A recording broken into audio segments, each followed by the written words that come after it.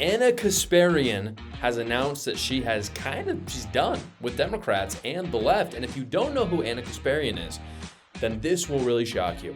Anna Kasparian is a big-time lib. I'll put up a picture of her right now so you can see what I'm talking about, if you recognize her face. She works for the Young Turks, which is it's almost like the left-wing Daily Wire, even though they're not as big. They're still pretty big, though. If you know who Cenk is a pretty famous progressive guy. He, I believe, founded the Young Turks. Anna Kasparian is a co-host with him. She debated Ben Shapiro. She's big-time lib.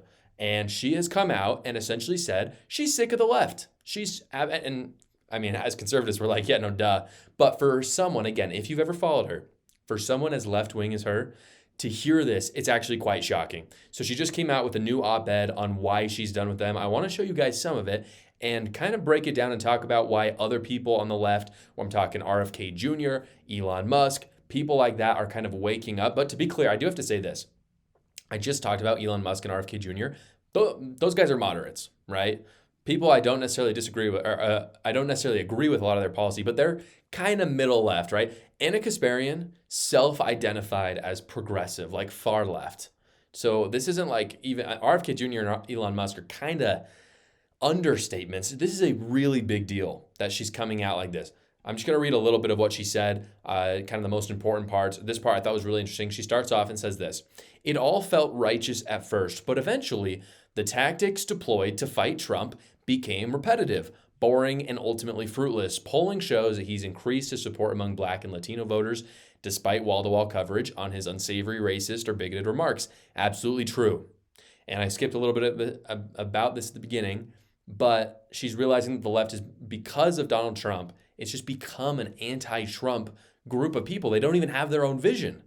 And she's saying that she realizes that. And then, of course, at the same time, minority voters like Black and Latinos are actually voting more for him in this election, most likely, if we trust the polling, than in 2016. Even if we don't trust the polling yet, though, from 2016 to 2020, more minorities supported Trump. So that's certainly true. She goes on to say, "Several years of media raising alarm over Trump's threat to democracy has only resulted in a tight presidential race between himself and Kamala Harris. I can't help but acknowledge that the only thing that was accomplished by resisting Trump was less understanding and more division among Americans." And that is completely true.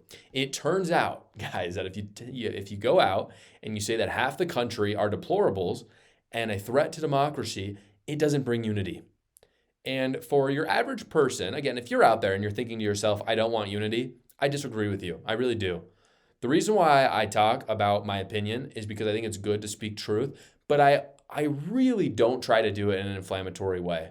I really hope that people would, I try to do it in a persuasive way because I do want unity surrounding the truth. And clearly these people don't want that. And Anna Kasparian's realizing that. She goes on to say this part's really interesting. She says, "My evolution started in 2022 when I was sexually assaulted by a homeless man in my neighborhood as I was walking my dog. That horrible experience alone didn't change me politically, but the treatment I received from the far left and some progressives after sharing the story did." She goes on to talk about how she got lots of people coming out and saying bad things about her. And she was the one that was assaulted. And what's really fascinating is, again, she talks about this in the op-ed, is that people made a lot of inferences. She never said the race of the man who did it. She says here that it was actually a white man. But people assumed she was being racist because they assumed that the person that had assaulted her was a Black man. And so it's really telling the way that they talk about this, the way they treat women when they come out and they almost, if a woman is sexually assaulted and they come out with a more conservative outlook on life, they are shunned. But if they come out with a more progressive light, then it's fine. And what happened to Anna Kasparian is she saw this and she said, wow, I thought crime was under control under Biden. It's not. And so she came out with a bit of a conservative outlook towards it, and people, because of that, slammed her. And I have to say, guys, anecdotes really matter. I'm a huge data guy. I think data is important. I think facts are important, but anecdotes really matter in politics. And I think that's something that I've kind of been changing on recently. I didn't really think that before, but man, they do. You can see that Anna Kasparian, very well educated. Again, I disagree with a lot of her stuff, but she knows the stats, very well educated. That was not enough to turn her conservative. You can't call her the stupid vote. Is there a stupid vote out there that votes for people like Kamala Harris and Hillary Clinton and Joe Biden? Sure. But Anna Kasparian is not one of them. She sees the data and she still votes for Joe Biden, for instance. I don't really get it. But this anecdote is having her change her mind. And that's really, like, that is the clincher for her. This is the last part that she says, and this is the most telling. She says, "Not only did I suddenly see the flawed thinking of some on the left, I also witnessed their cruelty and hypocrisy in real time.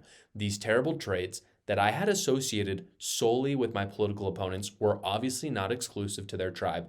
I was stupid for ever thinking that was the case." And that's the clincher for me. She's not saying that people on the right are not cruel or, hypocritical sometimes. I'm not even saying that. Sometimes they are.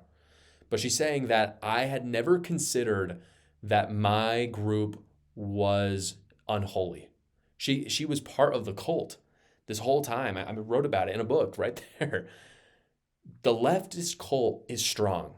And to escape it, you have to realize the hypocrisy and the cruelty of it all. And Anna Kasparian has finally done that. And this gets to the basis of the problem. Leftism is not based in reality. And so when crap happens like this, like it happened to Anna Kasparian, where she is assaulted, it cuts through the ideology. She may, like, on the surface be like, I love socialism, but it doesn't matter. The anecdote cut through it because anecdotes are reality.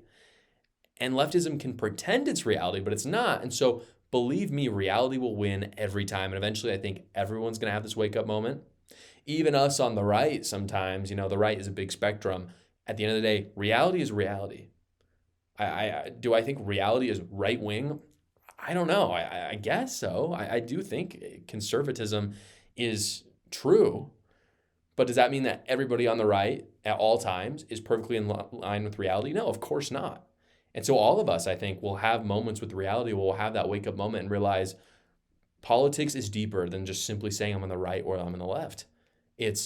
I have to believe in truth, in objective truth and reality. And that's what's happened for Anna Kasparian. I will say this about her, and this is the reason why she's had this wake up moment, is because even though I disagree with her, she's always believed in truth, like an objective truth.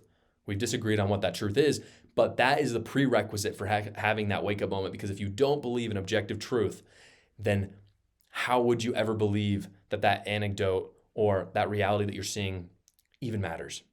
And that's one reason why, there's a lot of communists, they'll come out and say, oh, well, it didn't work there, but it's going to work somewhere. It's because they're not based in reality. They've made up this world in their head that doesn't actually exist. And in that world that they've created, they believe in communism, but they're not actually, believing in this world. And Anna Kasparian, fortunately, has had that wake up moment because she is in this world. Again, this doesn't mean she's conservative now, but if you look at her recent stuff that she's been putting out, and I do encourage you to go look at it, you can see that it's trending in that direction. And that is great, great news, because it means truth is winning. Before I show you one of the craziest videos of the week, guys, I do want to talk about Zinio Unlimited. Well, you may have noticed it's harder than ever, guys, to get a hold of your favorite magazine, and that is no longer the case with Zinio Unlimited. At ziniounlimited.com, you get over 5,000 magazines digitally on your phone that you can read anytime. So you can download those, and if you're on a plane, you can read till your heart's content.